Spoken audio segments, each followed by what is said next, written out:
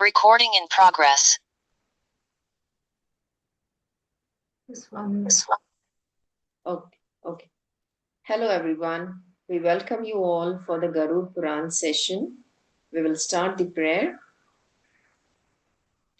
Om Guru Pyo Namaha Harihi Om Vyasaya Vishnu Rupaya Vyasa Rupaya Vishnave Namo Vai Brahmanidhaye Vasisthaya Namo Namaha Om.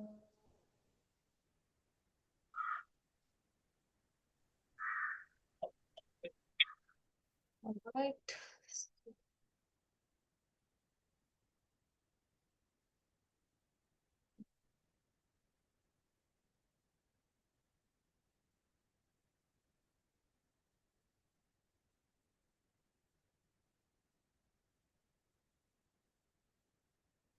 Let's begin. So we are on chapter now 51. Okay, 51st. So दान धर्म का निरूपण एवं विभिन्न देवताओं की उपासना. सो जो दान हम करते हैं, डोनेशंस करते हैं, थोड़ा उसके बारे में दिया है ये चैप्टर में. एंड बाकी सारे जो देवता हैं तो उनकी उपासना कैसे करें. ओके. तो ब्रह्मा जी ने कहा, अब मैं सर्वोत्तम दान धर्म के विषय में कह रहा हूँ. सत्पात्र में श्रद्धा पूर्वक किए गए अर्थ, दैट इज भोग्य वस्तु का प्रतिपादन, विनियोग दान कहलाता है. ऐसा दान धर्मविद जनों का कहना है. यह दान इस लोकों में भोग और परलोकों में मोक्ष प्रदान करने वाला है. मनुष्य को चाहिए कि वह न्याय पूर्वक ही अर्थ का उपार्जन करे. अर्थ मीनिंग मनी. क्योंकि न्याय से उपार्जित अर्थ का ही दान भोग सफल होता है. अध्यापन, याजन तथा प्रतिग्रह, ये हमने कल देखे थे. ये तीनों ब्राह्मणों की वृत्ति, मतलब उनकी जो लाइफ है, वो जीविका जो है, आजीविका है, उनके लिए कुसीद अर्थात सुदखोरी, कृषि कर्म तथा वाणिज्य. सुदखोरी मतलब जो बिजनेस में जो इंटरेस्ट मिलता है. हम कई लोग इंटरेस्ट का बिजनेस करते हैं कि जहाँ पे एक साहूकारी. तो वो जो है, वो फिर कृषि कर्म जो है, मतलब एग्रीकल्चर से रिलेटेड कोई एक्टिविटीज है वो. और वाणिज्य है कॉमर्स. ओके. सो अथवा तृतीय वृत्ति, दैट इज युद्धादि कृत्य. तो ऐसी जो चीजें हैं, ये उनको त्याज्य है, मतलब उनको नहीं करनी है उनकी उपजीविका के लिए. उक्त सद्वृत्ति से प्राप्त हुआ धन यदि सुयोग पात्रों को दिया जाता है तो उसी को दान कहा जाता है. उक्त meaning what ever is prescribe, what ever is said, that kind of दान. यह नित्य, नैमित्तिक, काम्य और विमल 4 प्रकार का कहा गया है. तो नैमित्य मतलब जो स्पेसिफिक पर्पस ड्रिवन जो होता है कि इस चीज के लिए इसको देना है, तो वैसा. तो फल की अभिलाषा न रखकर प्रत्युपकार की भावना से रहित होकर ब्राह्मणों को प्रतिदिन जो दान दिया जाता है वह नित्य दान है. अपने पापों को शांति के लिए विद्वान ब्राह्मणों को हाथों पर जो धन दिया जाता है सत्पुरुषों के द्वारा अनुष्ठित, ऐसा दान नैमित्तिक दान है. फिर संतान विजय, ऐश्वर्य और स्वर्ग प्राप्ति की इच्छा से जो दान किया जाता है उसको धर्मवेता ऋषिगण काम्य दान कहते हैं. ईश्वर की प्रसन्नता को प्राप्त करने के लिए ब्रह्मविद जनों को सत्व वृत्ति से युक्त चित्त वाले मनुष्य के द्वारा जो दान दिया जाता है वह विमल दान है. यह दान कल्याणकारी है. इक की हरी भरी फसल से युक्त, इक के माने शुगर केन या रीड्स होते हैं ना, जो बेत होते हैं वो. हरी भरी फसलें युक्त या यह गेहूं की फसलें संपन्न, शस्य श्यामल भूमिका का दान वेदविद ब्राह्मणों को जो देता है उसका पुनर्जन्म नहीं होता। भूमि दान से श्रेष्ठ दान न हुआ है और न होगा। ब्राह्मणों को विद्या प्रदान करने से ब्रह्मलोक की प्राप्ति होती है। जो व्यक्ति प्रतिदिन ब्रह्मचारी को श्रद्धा पूर्वक विद्या प्रदान करता है वह सभी पापों से विमुक्त होकर ब्रह्मलोक के परम पद को प्राप्त करता है। वैशाख मास की पूर्णिमा तिथि को उपवास रखकर जो व्यक्ति 5 या 7 ब्राह्मणों की विधिवत पूजा करके उन्हें मधु तिल और घृत से संतुष्ट करता है तथा उनकी गंधादि से भली प्रकार की पूजा करके उनसे यह कहलवाता है या स्वयं कहता है कि हे धर्मराज, मेरे मन में जैसा भाव है उसी के अनुकूल आप प्रसन्न हो। ऐसा कहने पर उसके जन्म भर किए गए समस्त पाप उसी क्षण विनष्ट हो जाते हैं।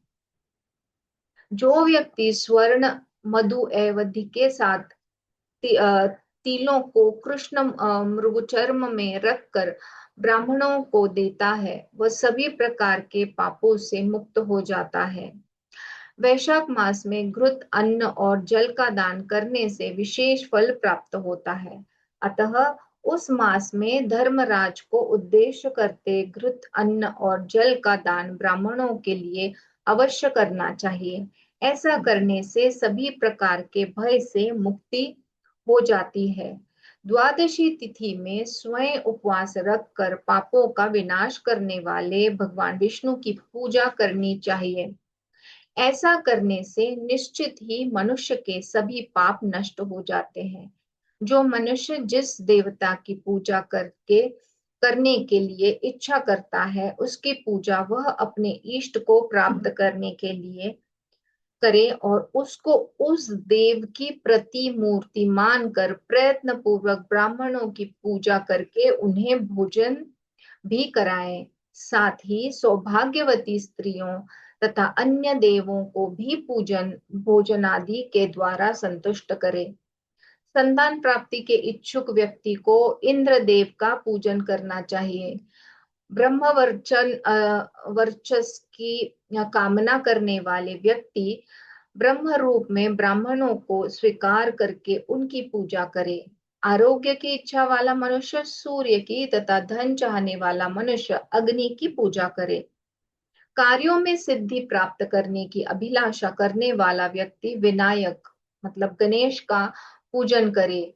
भोग की कामना होने पर चंद्रमा की तथा बल प्राप्ति की इच्छा होने पर वायु की पूजा करे। संसार से मुक्त होने की अभिलाषा होने पर प्रयत्न पूर्वक भगवान श्री हरि की आराधना करनी चाहिए।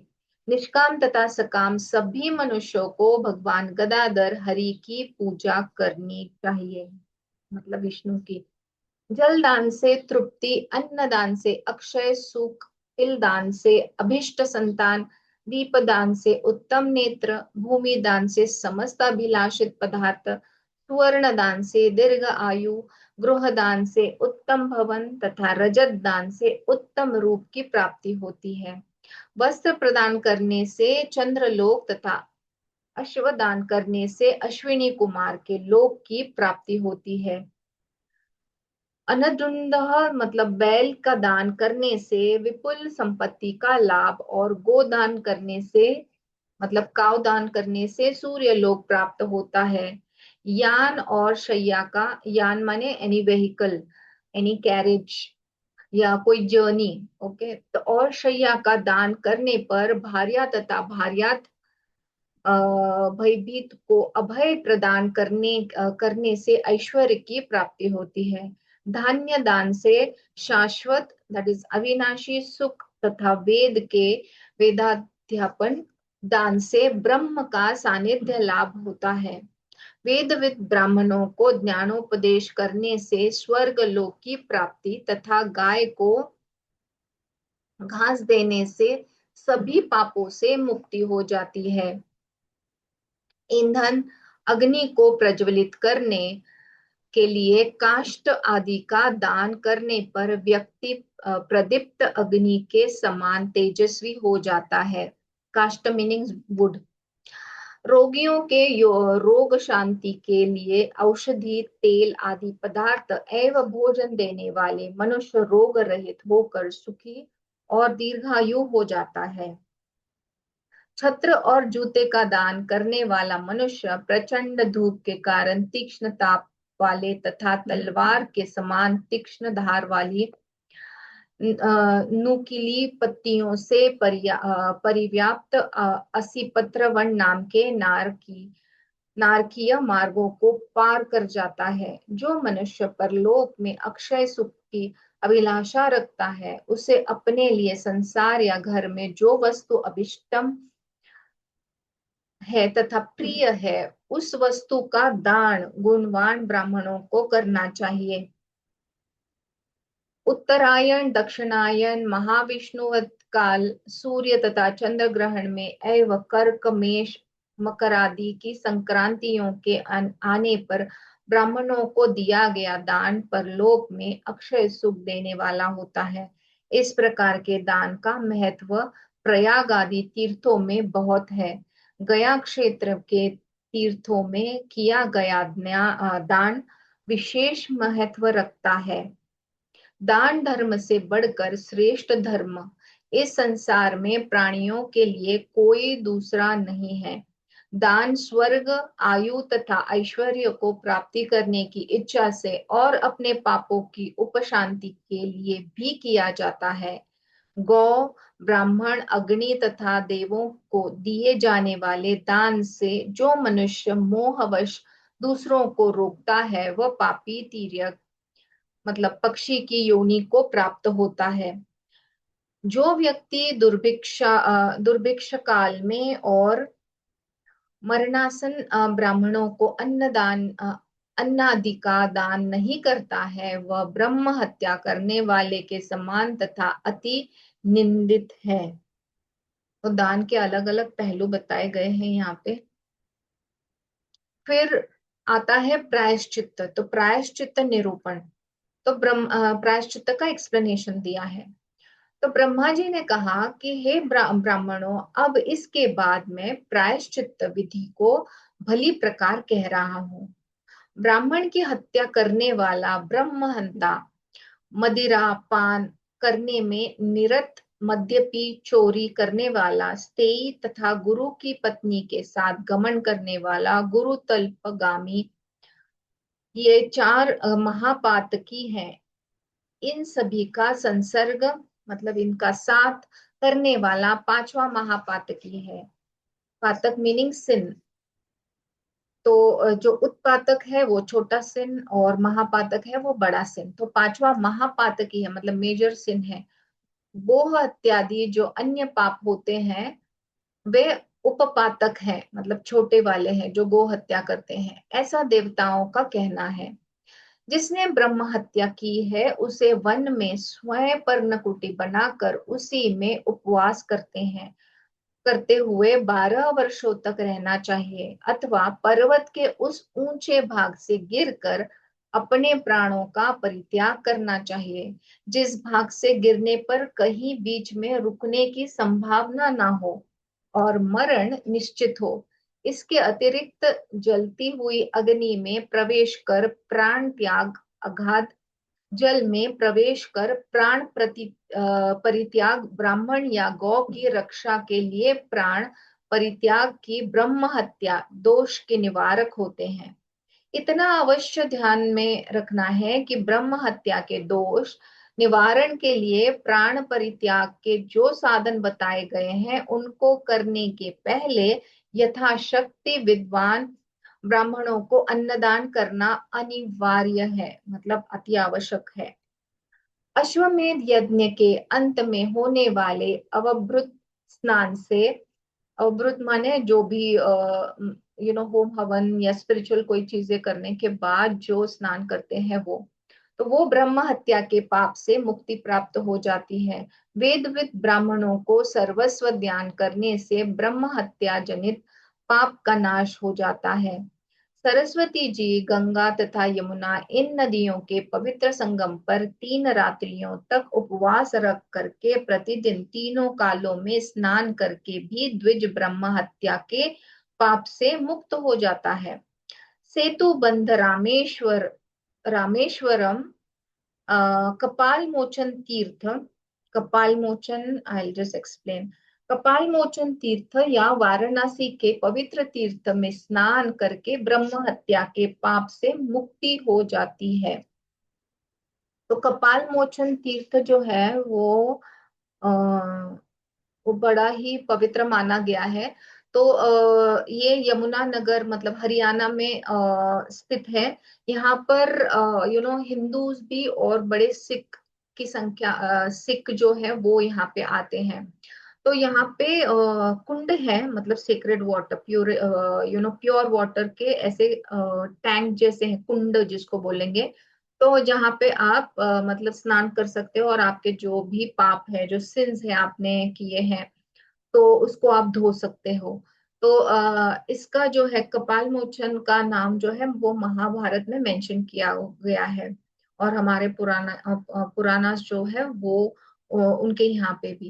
एंड सिख लोगों भी बहुत सारे यहाँ पे आते हैं, क्योंकि सिख गुरु जो है वो गुरुओं ने भी इस प्लेस को, कपाल मोचन को विजिट किया था, तो इसीलिए वो भी बहुत रेवर करते हैं सिख लोग, तो वो भी वहां पे जाते हैं। तो